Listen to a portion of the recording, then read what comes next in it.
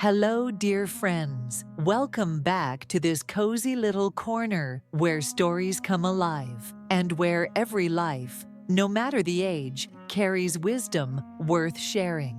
Today, join me in meeting Samuel Cohen, a man who will make you see wealth through a completely different lens. He doesn't drive a Ferrari, he doesn't flash wealth, but he's built a legacy that spans generations. Quietly, wisely, powerfully. This is How Jews Quietly Build Wealth. 10 secrets you need to know. Not hype, not luck, just time-tested truths. Wealth through wisdom. Investing with intention. Giving before gaining. In a world chasing quick wins, Samuel reveals what truly lasts. This isn't just about money.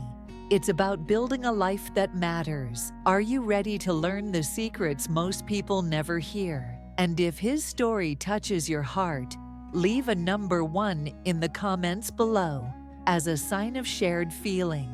And don't forget to share this story with the people you love. Because maybe, just maybe, it's exactly what they need to hear right now.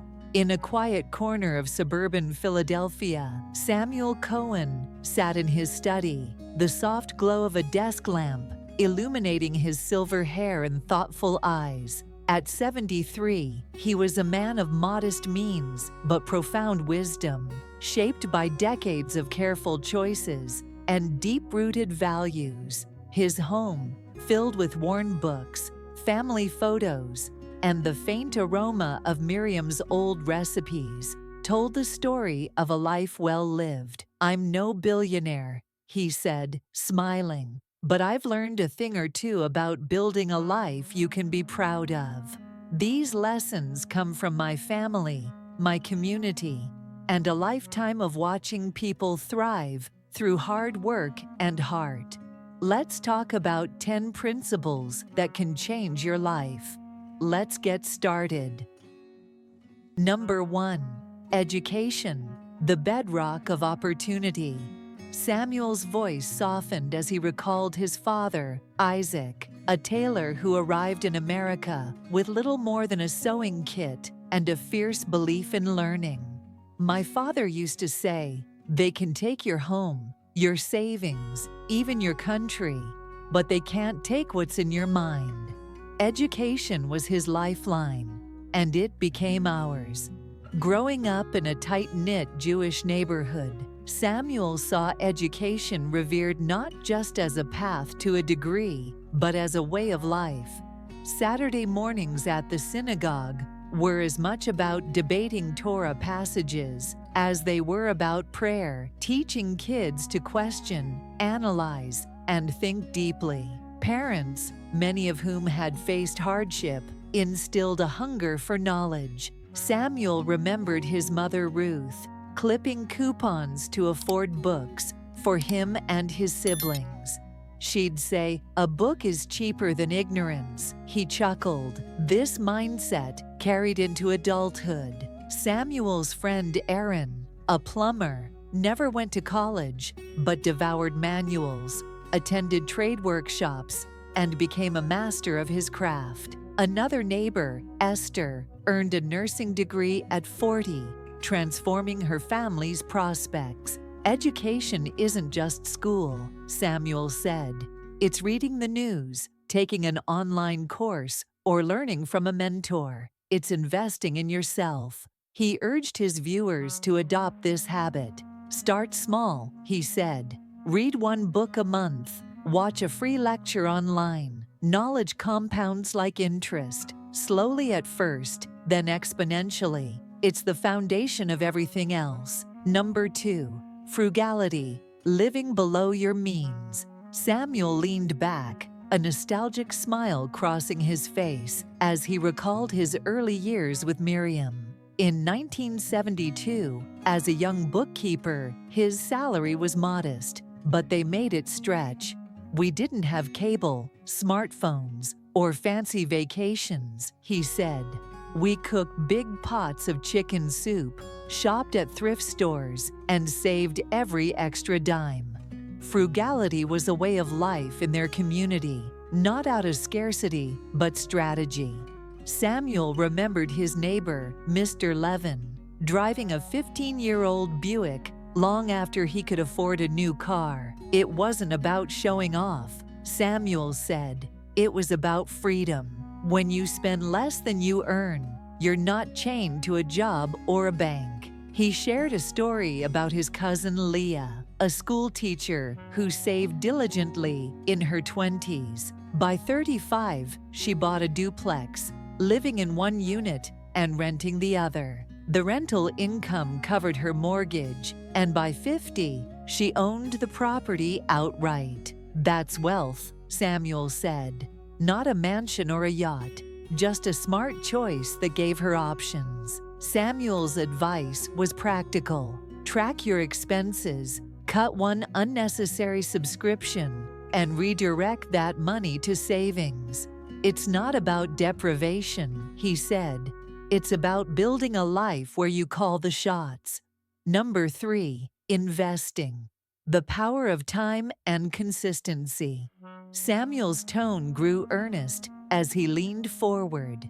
If I could tell my 20-year-old self one thing, it's this: start investing now. Time is your greatest asset. He recounted the story of his uncle David, a pharmacist who began investing $50 a month in mutual funds in the 1960s. By retirement, those small contributions had grown into a nest egg that funded his travels and his grandchildren's college funds. David wasn't rich, Samuel said. He was consistent. In Samuel's community, investing was a shared value.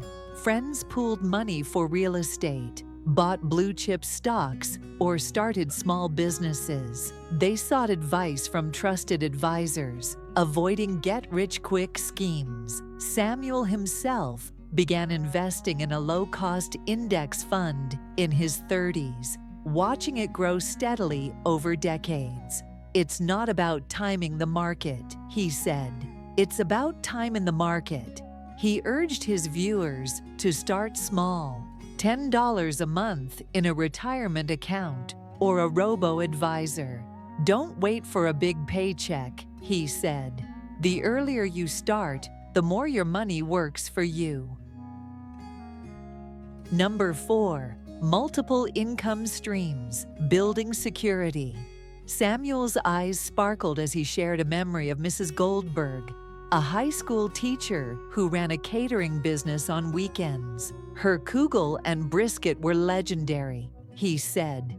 That side hustle paid for her kids' braces, summer camp, and a down payment on a vacation home. Diversifying income was common in Samuel's world. His brother-in-law, Ben, fixed appliances part-time while working as a mechanic. A friend, Rachel, sold handmade jewelry at local markets. It wasn't just about extra cash, Samuel said. It was about security. If one income stream faltered, you had others. Samuel himself had side ventures over the years, tutoring accounting students, selling rare coins online, even renting out a spare room. It's hard work, he admitted, but it's empowering to know you're not tied to one paycheck. He encouraged his audience to explore their skills. Can you teach, write, or fix things? He asked. Start small, a weekend gig, an online store. It's like planting seeds for your future. Number 5, networking, building bridges, not walls. Samuel sipped his tea, his voice warm. In our community, relationships were everything. You didn't network to climb a ladder. You built bonds to lift each other up. He recalled synagogue dinners where professionals exchanged ideas over cholent and gefilte fish. A lawyer might refer a client to a friend's accounting firm. A teacher might connect a student with a mentor. These connections led to jobs, partnerships, and investments. Samuel's first big break came when a synagogue friend recommended him for a bookkeeping job at a growing firm. Networking isn't about collecting business cards, he said. It's about being reliable, generous, and present. Show up for people, and they'll show up for you.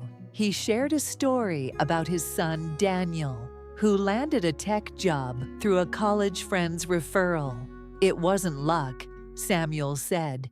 It was years of being a good friend. He advised his viewers to join community groups, attend industry events, or volunteer. Build real relationships, he said. They're worth more than gold. Number 6. Calculated risks. Courage with caution. Samuel's voice grew reflective as he shared a turning point from his 40s. He and Miriam had saved enough to buy a small apartment building, but the leap felt daunting. We could have lost everything, he said, but we studied the market, consulted experts, and took the plunge. The risk paid off. The building's rental income became a steady stream, funding their retirement. Samuel saw others in his community take similar leaps, starting businesses, investing in new industries, or relocating for better opportunities. Wealth doesn't come from playing it safe, he said. It comes from weighing the odds and acting with courage. He shared the story of his friend Miriam, not his wife, who left a stable teaching job to launch a bakery.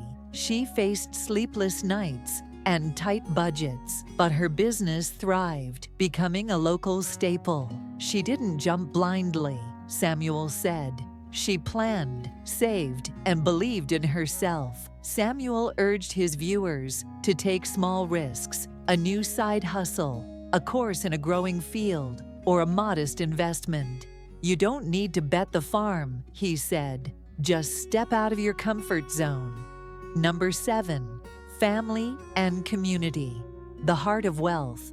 Samuel's voice softened as he spoke of Miriam, his wife, who passed 5 years ago. She was my partner in everything. Our budget, our dreams, our life. Wealth isn't just money. It's the people you share it with. Family and community were the backbone of Samuel's world. Couples set shared goals. Parents taught kids to budget, and neighbors rallied during tough times.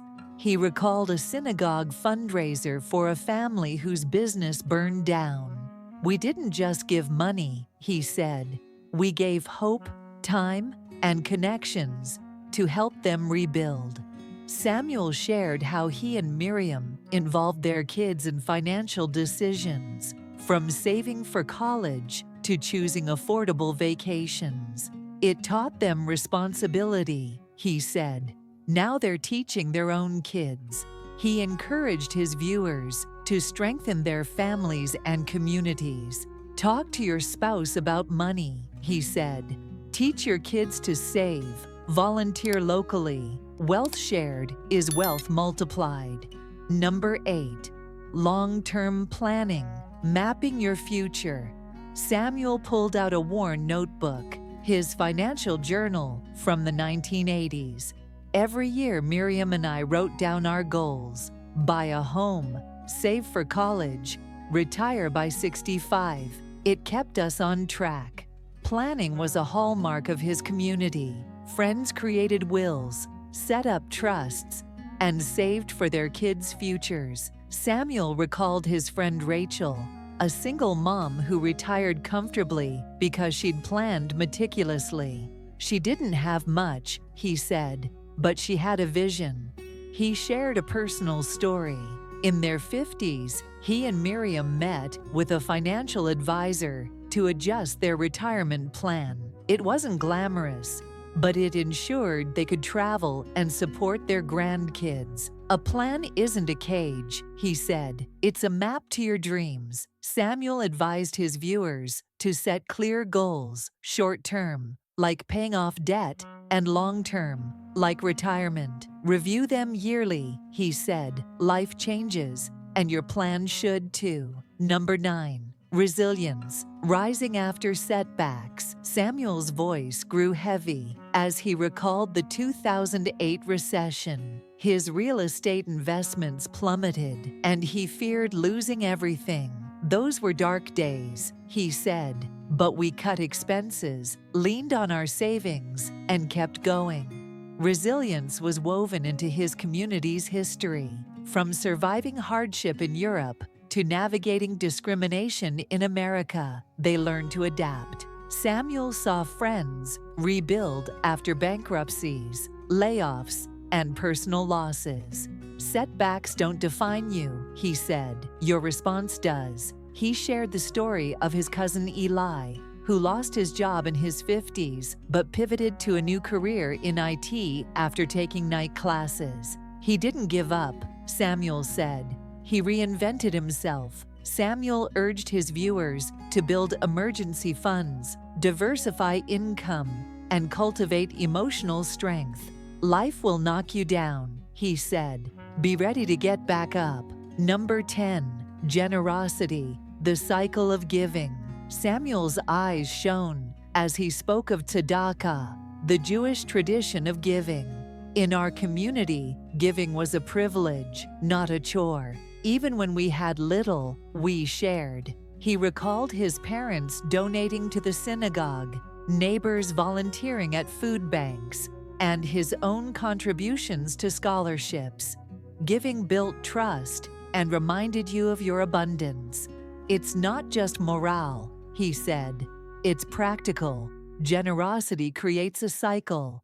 The more you give, the more comes back, in meaning, if not money." He shared a story about his friend Sarah, who mentored young entrepreneurs. One of her mentees later hired her for a lucrative consulting gig. "That's the cycle," Samuel said. "Give, and it returns in ways you can't predict." Samuel encouraged his viewers to give time, money, or skills. "Start small," he said.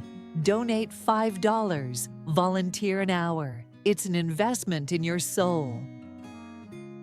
Samuel doesn't just offer practical strategies. He embodies a philosophy, a way of life that has guided him steadily through the twists and turns of many decades. His words carry the weight of lived experience, the quiet wisdom earned over time. And maybe, just maybe, somewhere out there, someone will hear his message and take that all-important first step toward a future filled with light, hope, and purpose. "These lessons I share with you," he says, "are not magic spells. They won't instantly transform your life overnight, but they are powerful because they are choices, simple, deliberate choices that I've witnessed change lives, starting with my own."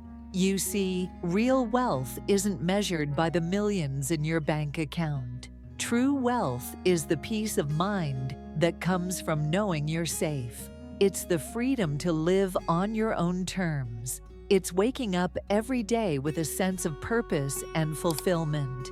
You don't need to have it all figured out right now. You don't need to climb the entire mountain today. Just take one step, save $10, pick up a book that opens your mind, call a friend you've lost touch with. These may seem small, but each action builds upon the last. And one day, when you look back, you'll be amazed at how far you've come without even realizing it. And if something in this message speaks to your heart, don't keep it to yourself. Share it. Pass it on to someone who might need a glimmer of hope, a spark of encouragement. Together, we can create a ripple effect, inspiring others to begin their journey, one small step at a time, toward a life that feels truly worth living. Thank you for taking the time to listen and walk alongside us. We hope today's story touched a quiet corner of your heart. Hold on to that feeling. And if you found even a spark of inspiration, we invite you to stay with us for the next stories to come.